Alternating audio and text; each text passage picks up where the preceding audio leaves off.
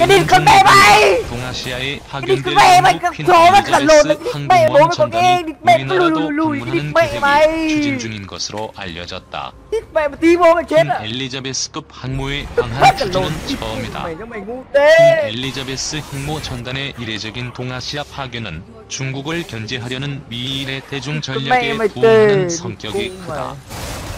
하지만 우리나라까지 방문하려는 것은 우리 정부와 군이 추진 중인 경항모 계획에 적극 참여하려는 영국의 희망이 반영된 것이라는 해석이 나온다. 군 당국은 3만에서 4만 톤급의 경항모 건조를 적극 추진 중이다. 하지만 일각에선 이왕 항모를 보유한다면 방어 능력 등을 감안해 영국 퀸 엘리자베스급 같은 6만 톤급 이상의 중형 항모를 건조해야 한다고 주장하고 있다. 정부 소식통은 13일 영국 측이 내년 하반기쯤 아시아를 방문할 퀸 엘리자베스 항모 전단이 파견 기간 중 한국도 방문하고 싶다는 의사를 여러 경로로 우리 측에 타진하고 있는 것으로 안다고 말했다. 우리 정부와 군은 영국 측의 요청을 수용할지에 대해 아직 결론을 내리지 못한 것으로 알려졌다. 정부 당국은 중국 경제를 위해 아시아에 파견될 퀸 엘리자베스 항모 전단이 우리나라를 방문할 경우 중국 측의 민감한 반응을 초래할 수 있다는 점에서 고심하는 것으로 전해졌다. 군 당국은 이에 대해 아직 아는 바 없다며 신중한 반응을 보였다. 퀸 엘리자베스 항모 전단의 동아시아 방문은 이달 초 일본 언론의 보도를 통해 알려졌다. 일본 교도통신은 지난 5일 영국 해군이 이르면 내년 초 일본 인근 해역에 최신의 항공모함인 퀸 엘리자베스가 포함된 항모 전단을 파견할 예정이라고 정부 소식통을 인용해 보도했다. 이 항모 전단은 일본 난세이제도 주변을 포함한 서태평양에서 미군 및 일본 자위대와 연합훈련을 실시할 것이라고 일본 소식통은 전했다. 주한 영국 대사관 관계자는 이에 대해 존슨 총리가 퀸 엘리자베스 항모 전단의 내년도 첫 작전 배치 계획을 승인했다며 항모 전단은 지중해와 인도양, 동아시아를 가게 될 것으로 안다며 퀸 엘리자베스 항모 전단의 동아시아 파견 계획을 확인했다. 하지만 그 시기는 일본 언론 보도처럼 내년 초가 아니라 내년 하반기가 될 것으로 보인다. 한 정통한 군 소식통은 영국 항모 전단은 내년에 지중해와 인도양을 거쳐 아시아로 이동하게 며 퀸 엘리자베스 항모 전단의 아시아 출동 시기는 내년 초가 아니라 내년 하반기가 될 가능성이 높다고 전했다. 퀸 엘리자베스 항모 전단은 항모 외에 이를 호위하는 9,000톤급 구축함, 대형 군수 지원함 등 3에서 4척의 함정으로 구성될 전망이다. 영국이 퀸 엘리자베스 항모의 한국 방문에 적극적인 것은 우리 군의 경항모 계획과 밀접한 관련이 있다는 분석이다. 정부와 해군은 2030년대 초반까지 F-35B 스텔스 수직이착 6기를 탑재하는 만재 배수량 4만 톤급의 경항모 건조를 추진 중이다. 비록 이번 국회 심의 과정에서 내년도 예산이 1억 원밖에 반영되지 않았지만 문재인 대통령과 청와대가 강한 의지를 갖고 있는 사안이어서 현 정부 내에선 적극 추진될 것으로 예상된다. 영국은 우리 경항모 사업에 퀸 엘리자베스급 항모 건조 기술과 F-35B 스텔스기 운용 노하우를 제공할 수 있다는 입장인 것으로 전해졌다. 지난 2017년 취역한 퀸 엘리자베스 항모는 영국 해군 사상 최대급 함정으로 만재 배수량은 6만 5천 톤, 길이는 280m에 달한다. F-35B 스텔스 수직이착 6기를 비롯 각종 헬기 등 40여 대의 함재기를 탑재한다. 영국 해군은 퀸 엘리자베스 함과 프린스 오브 웨일즈 함 등 같은 형의 항모 2척을 보유 중이다. 국내 일각에서도 경항모 건조에 대해 초음속 공대함 미사일 등 주변 잠재 적국들의 항모 타격 능력을 감안하면 보다 많은 함재기를 탑재할 수 있는 중형 항모를 건조해야 한다는 주장이 나온다. 지난달 말 한국 국방안보 포럼 주최 세미나에서 kìa. 주한 영국 대사관 무관이 직접 The fuck 참가해 this man phi 발표를 còn 하고 đau sầm lồn thật 퀸 sự. 엘리자베스 항모 건조에 참여했던 영국 해군 대령이 건조 과정을 설명하는 25분 분량의 영상 발표를 한 것도 이런 의중이 반영된 것이라는 평가다. F-35B 스텔스기의 항모 아, 운용 nó phi quả 노하우도 lao sầm 영국이 lồn với cả 강조하는 lồn đó. 대목이다. 영국은 미국을 제외하곤 F-35B를 항모에서 운용하기 시작한 세계 Anh quả lao 최초의 sầm 국가다. lồn đi con mẹ nó. 헬기 항모를 경항모로 개조해 F-35B를 운용하려는 아, 일본과도 레오니 협력하고 있는 것으로 Quả lao 전해졌다. sầm cặc thật sự. 영국의 항모 전단이 서태평양, 특히 동북아 인근에서 장기간 임무를 수행하는 것은 매우 이례적인 일이다. 영국은 왜 많은 돈을 들여 항모 전단을 동아시아까지 출동시킬까? 전문가들은 우선 브렉시트 가진 행됨에 따라 유럽에서 한 발짝 발을 뺀 영국이 미국과의 특수관계를 지속적으로 강화하려는 의도가 반영돼 있는 것으로 보고 있다. 이를 위해 러시아, 중국의 도전을 억제하려는 미국의 노력에 적극 동참하게 됐다는 것이다. 영국 해군은 남중국해에서 미국의 함량의 자유작전에도 참여하고 있다. 지난 2018에서 2020년 함정 5척을 아시아로 보내 남중국해에서 함량의 자유작전을 폈다. 이에 따라 1967년 수에즈 운하동 쪽 지역에서 완전 철수했던 영국은 50여 년 만에 다시 아시아 태평양 지역에 깊은 관심을 갖는 외교정책으로 방향전환을 하고 있다는 평가가 나온다. 이런 연장선상에서 영국이 일본과 적극적인 관계 증진을 꾀하고 있다는 것이다. 국제정치 전문가인 이춘근 박사는 언론기 고문을 통해 세계 정치의 변화는 영국과 일본으로 하여금 제2의 영일동맹을 요구하고 있다며 마치 118년 전인 1902년 영국이 러시아의 극동 진출을 제어하기 위해 일본과 동맹을 맺었던 역사가 다시 반복되는 형국이라고 강조했다. 영국은 국제 정세 변화에 맞춰 이미 캐머런 내각 당시인 2015년 발표된 국가안전보장 전략에서 해양 국가와의 유대, 특히 일본과의 관계 강화를 강조하고 있었다고 이 박사는 지적했다.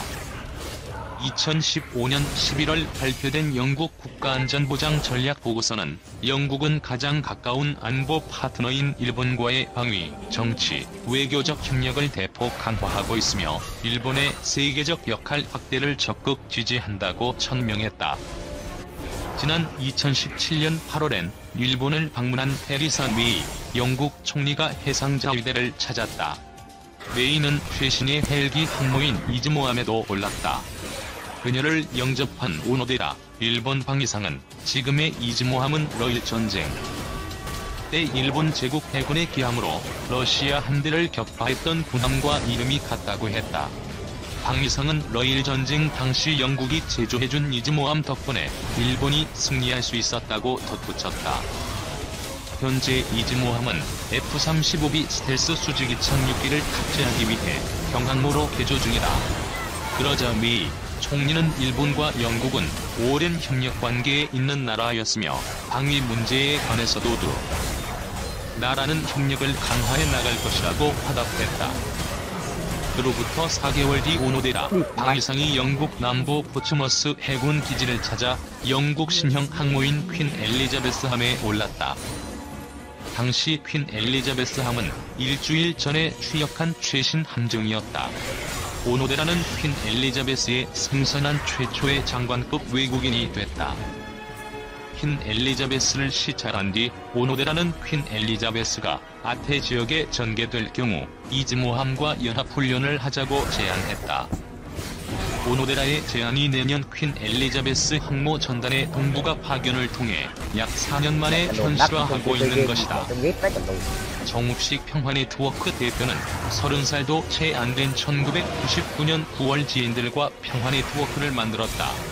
당시 청년 정욱식은 각각 일찍이 없던 국제통화기금, 경제위기와 식량난으로 고통받는 남과 북의 주민들을 위해 해야 할 일이 무엇일까를 고민하다 한반도의 평화가 정착되어 군사력에 투입되는 막대한 자원을 남북 동포의 생명을 살리고 복지를 증진하는 상태에 사용하면 좋지 않을까라는 결론을 내렸다. 이후 20년 넘게 평화네트워크는 평화군축, 미사일 방어, 한미동맹을 공론화하고 있다. 최근 정욱식 대표는 한반도의 길이란 책을 펴내 좌초 위기에 빠진 한반도 평화 프로세스를 살려내기 위해 한반도 비핵지대 제안을 내놓았다. 평화네트워크의 살림살이는 고단하다. 월세 부담 때문에 사무실을 20번 넘게 옮겼다. 너무 자주 이삿짐을 부려 평화네트워크는 집시 시민단체로 불린다. 평화네트워크의 일상의 평화를 위해 시민들의 관심이 필요한 상황이다. 인터뷰는 지난 2일 서울 마포구 망원동 평화네트워크 사무실에서 했다. 이달 초 한겨레가 국방예산을 줄여 코로나 민생위기에 적극 대응하자는 사설을 쓴 바 있다. 53조 원에 육박하는 내년 국방예산안 301조 원 규모인 국방중기 계획을 어떻게 보나? 코로나, 장마, 태풍 피해까지 겹치면서 많은 사람들이 땅이 꺼질 듯한 한숨을 쉬고 있는데 국방비는 하늘 높은 줄 모르고 치솟고 있다. 이에 대해 정치권, 전문가, 언론이 관심이 없다. 굉장히 안타깝다. 원래 국내에선 평화, 군축 의제는 관심이 적지 않았나? 한국과 러시아는 군사 분야 협력을 발전시키려 한다. 블라디미르 푸틴 대통령의 한국 공식 방문 결과가 그렇다. 그러나 낙관적인 전망을 할 근거는 그리 높지 않다. 한국이 러시아에 제공한 차관을 현대식 무기와 군사장비로 탕감하자는 러시아 정부의 제안은 한국 국방부의 지지를 거의 얻지 못했기 때문이다. 러시아는 총 10억 달러 차관 중 7억 달러를 상환해야 한다. 이 중 일부는 T-86 전차 33대, BMP-3 전차 33대, 대전차 미사일 메티스 M770기, 이동식 대공 미사일 시스템 이글라, 카-32 헬기, 공기부 양정 무레나, 미사일 무장 및 탄약을 공급함으로써 탕감할 수 있었다.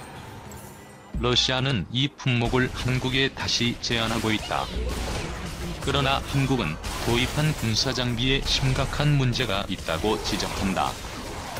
부품 공급이나 유지, 보수 서비스를 받기 어려운 데다 많은 모델이 서류에 적힌 성능을 보이지 못하고 있다는 것이다.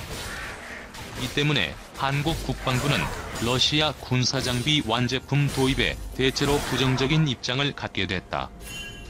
그러나 전문가들은 한국이 국방력 증강에 필수적인 무기와 군사장비의 생산 기술을 러시아로부터 이전받으려 한다는 점을 고려하면 그렇게까지 비관적인 상황은 아니다고 말한다.